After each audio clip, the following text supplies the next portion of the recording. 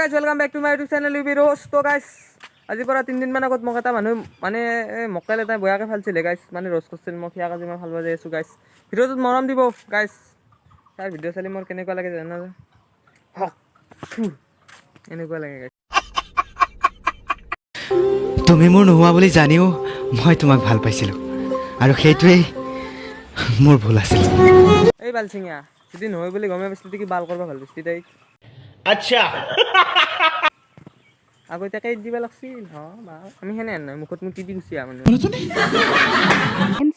Entertainment, গতিকে তোমালোকে video' চাই গাত পাতি নলয় যেন। তোমাৰ কি কাপোৰ নাই নেকি নাই যদি চানা বাইদেউৰ আওবাগত তাকে যাব কচুৰ পাতৰ চিলে দিবহি।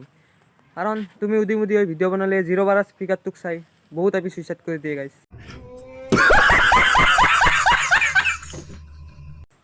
সেইকাৰণে কৈছোঁ ইয়াক উদি মুদি ভিডিঅ' নবনাই।